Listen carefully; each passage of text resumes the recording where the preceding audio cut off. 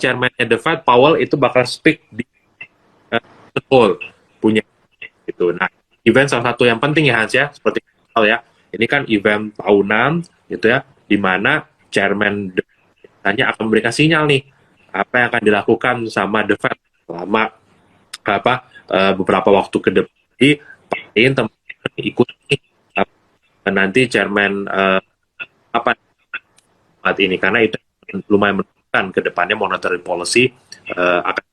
Kalau sekarang orang berspekulasi gini Hans, bad news is actually good news. Karena kenapa? Kalau bad news ekonomi slowing atau apa, berarti inflasi lagi turun kan Hans. Nah, kalau inflasi turun, the Fed akan lebih sabar, berarti GDP juga kemungkinan besar akan lower than expected, ya, the Fed jadi lebih apa lebih sabar.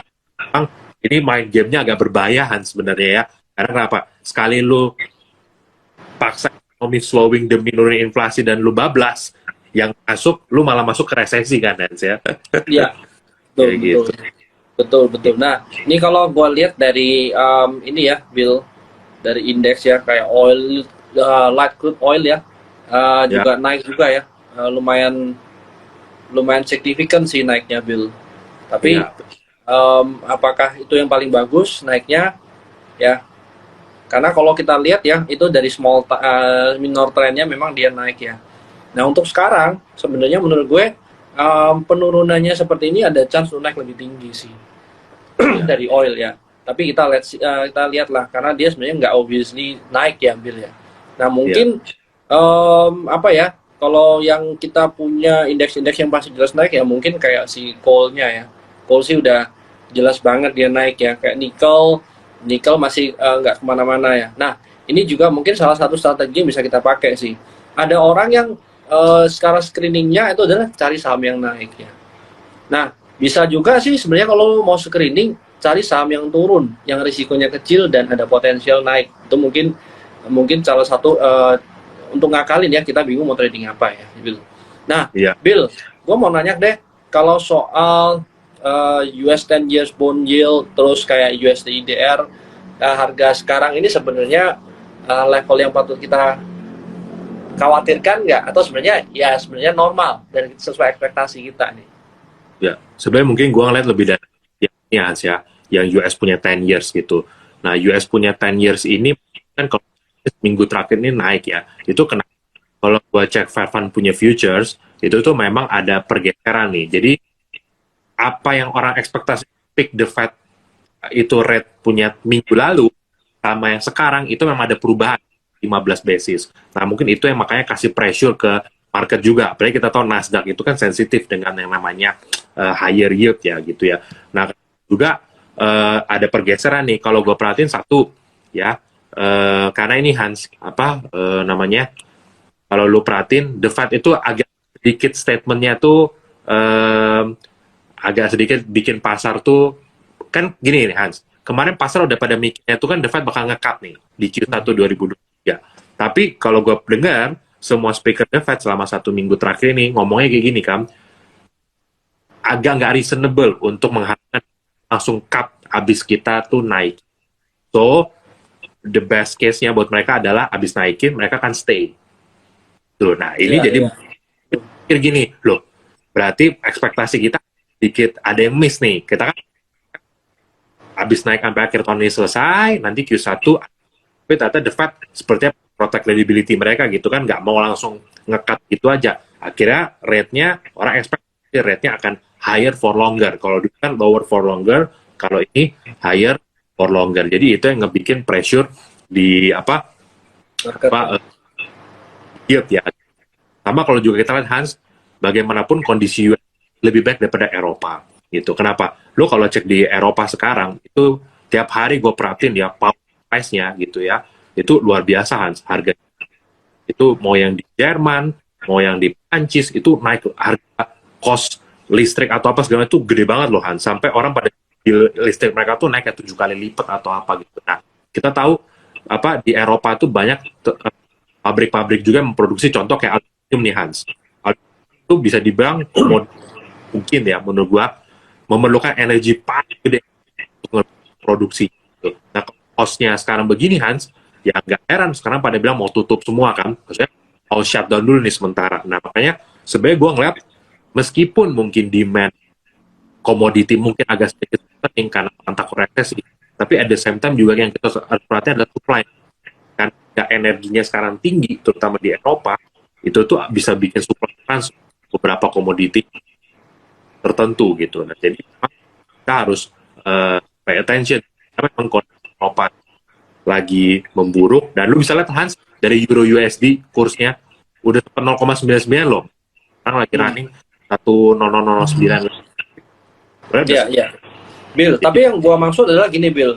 Dengan adanya kenaikan suku bunga yang sekarang, sebenarnya yang overhang itu kan udah lewat ya, Bill ya.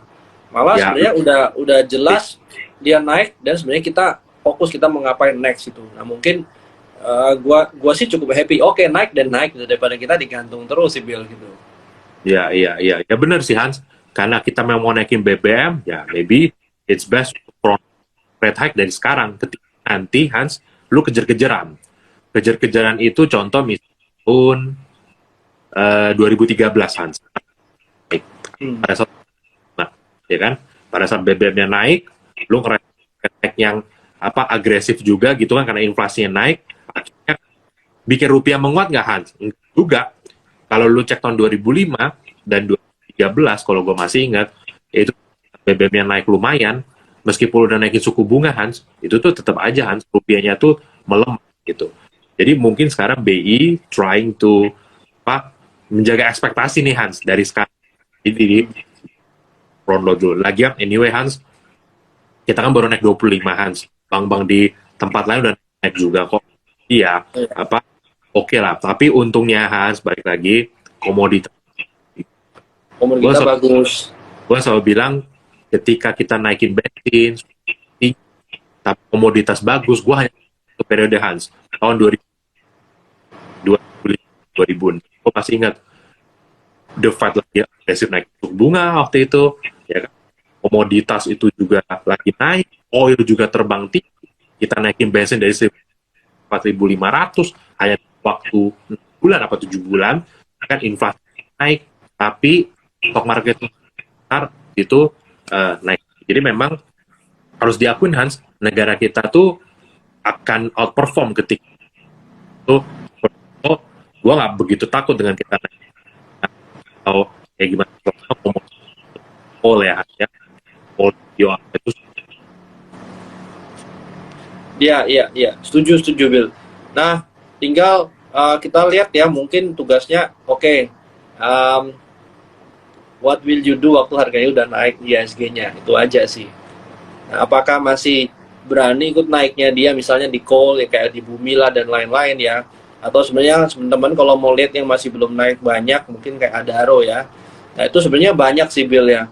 Terus kalau cara lainnya mungkin kita bisa pakai correlation base ya, Bill, kayak Pegasnya naik, dan mungkin kira-kira apa yang belum naik, dan mungkin yang perlu kita cari tahu adalah reasonnya dia untuk naik apa gitu ya. Dia mungkin supply ke siapa, itu mungkin Agi juga gua rasa cukup menarik ya Bill. Nah mungkin ini Bill, apa nih sektor yang menurut lu masih menarik secara potensial gini masih bisa kita dapat ya selain coal, Bill? Ya balik lagi Hans ya, menurut gue kalaupun kita pilih coal, gue mungkin akan lebih comfortable pilih cerita komoditi ya, kayak coal atau copper, aluminium, itu semua yang ada cerita greennya juga. So gini, mereka nggak cuma cerita jual cerita, oh gue bakal go green nih, ini dan itu, ESG dan segala macem gitu. Tapi dia sekarang udah punya cash flow-nya nih Hans, yang sekarang itu menghasilkan uang banyak. Hasil uang banyak, dia bisa ambil uangnya lalu dia invest ke greennya. Jadi makanya itulah kenapa kayak misalnya contoh saham coal, gue mungkin favorit meskipun gue suka dengan volatilitasnya Bumi nih Hans. Kalau lu mau multi bagger ya mungkin lu beli Bumi lah gitu kan, atau apa gitu kan. Tapi Adaro gitu ya, Merdeka, ADMR gitu ya, itu gue suka Hans. Karena kenapa? Komoditasnya lagi bagus, tapi mereka nggak pensil diam aja gitu. Oh ya gue nikmatin harga komoditas ya, praise the Lord gitu Hans kan. Ya udah, gue ambil terus gue bagi-bagi dividen tanpa gue invest ke renewable-nya gitu. Nah, mereka ini gue perhatiin tuh apa di renewable itu ada gitu. Jadi maksudnya kita harus jaga-jaga, Hans. Kita nggak pernah tahu kan harga komoditas ini kuat sampai kapan gitu kan. Eventually orang percayalah komoditas itu pasti akan turun. Tapi turunnya seberapa dalam? Kita mulai floor price-nya tuh ada di mana kan? Apakah misalnya call 210, apakah 200 itu nanti 200 ya. Kalau kita ngomong biasanya orang-orang lihat ke 200 sih. kalau lihat kontrak sampai 2026 2027 ya floor-nya mungkin sekitar 200 sampai 250, which is itu very profitable loh untuk Iya. tinggal mana yang punya story dream gitu kan. Karena kenapa gue selalu bilang, gue selalu amazed lihat story Adani Group di India gitu ya. Adani Group India dulu kan Ambani ya. ya, Adani itu bisa dibilang grup coal gitu kan. Oh, coal, tapi lu lihat sekarang bisnisnya ada Adani Power, Adani Hydro, Adani Green dan segala macam. Dan Adani Green-nya, Hans, itu sekarang udah masuk mungkin top 10 market cap di India sana. Dan kalau orang tanya P-nya berapa? P-nya 1000 kali, bos. Gitu loh. Nah, jadi begitu, Hans. Jadi menurut gua kita harus cari emiten-emiten mana yang profitnya sekarang ada dan story-nya juga ada. Buat gua itu yang bisa ngejadiin lu kayak anchor lu di portfolio. Gitu ya. Kalau komoditasnya makin naik lagi ya praise the Lord gitu kan. Tapi kalaupun turun, orang masih memperhitungkan ke depannya tuh dia tuh story ESG itu masih dihitung di valuation-nya. Nah, mungkin selain itu apa ya? Mungkin gue sih masih lebih ke komoditis. Kalau sektor lain, gue mungkin ngelihat ya mungkin kayak Astra gitu, oke, menurut gue itu holding yang menurut gue harusnya masih perform very good ya. Kalau big banks, ya kalau lo mau invest in long term harusnya oke juga gitu ya. Tapi gue menurut gue sih tetap sektor yang harusnya masih oke ke depannya ya komoditi company, terutama yang punya plan untuk invest di ESG.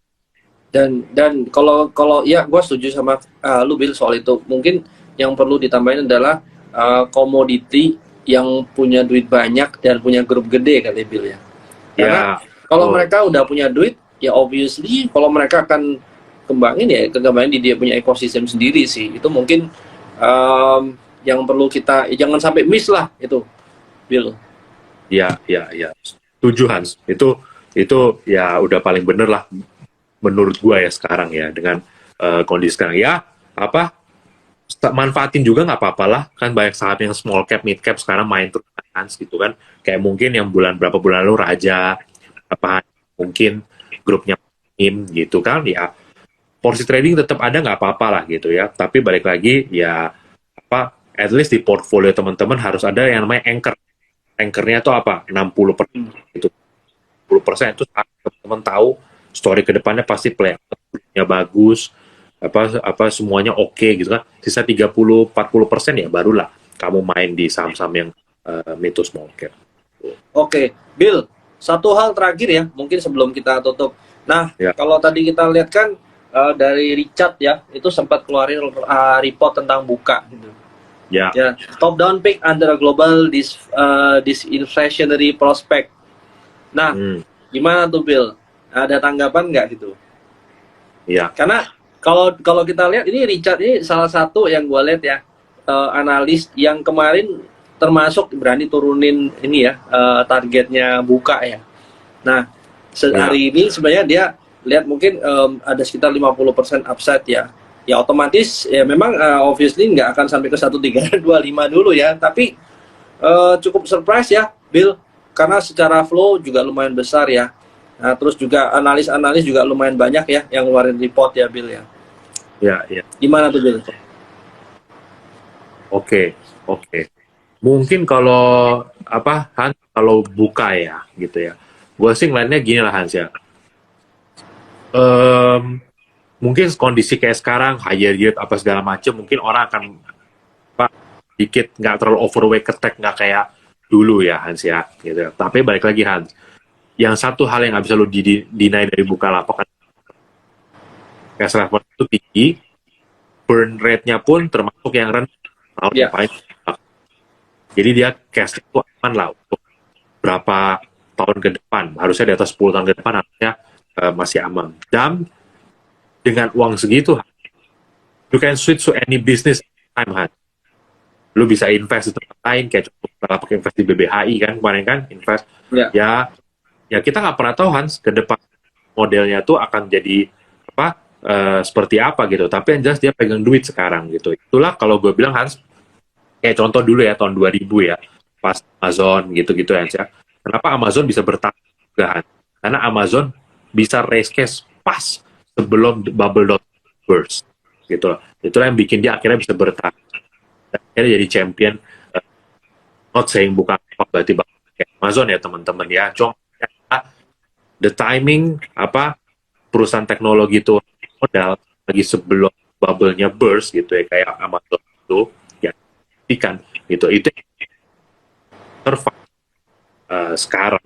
Pada saat yang lainnya collapse, ya mungkin mereka bisa ambil gitu kan. Ya. Nah ini ya, kalau gua lihat sekilas ya, buka target a positive EBITDA by the end of ini ya 2023 ya, forecast ya Bill ya. Nah ini sebenarnya possible nggak dia ini positif ya? Kalau dari sebenarnya dia burning money-nya ya otomatis nggak segila ini ya. Memang benar ya, kalau kita lihat kalau makin ke sini sebenarnya yang paling cepat positif ya dari buka ya. Mungkin itu jadi sentimen positif untuk orang-orang masuk ya Bill ya. Itu sih. Dan menurut gue pokoknya itu you can use it bro, itu dengan uang segitu pakai buat apa bisa gitu, mau participate di apapun tuh bisa. Itu yang menurut gue nilai plusnya sih. Iya, betul. Oke, kalau gitu.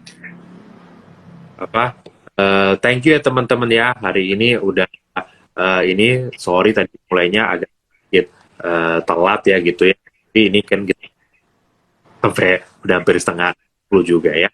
Oke, nanti kita ketemu lagi minggu depan. Thank you banget Hans. Itu saatnya makan, Hans. Oh iya, memang tadi belum baru nyampe. Oke, thank you ya teman-teman. Thank you Bill.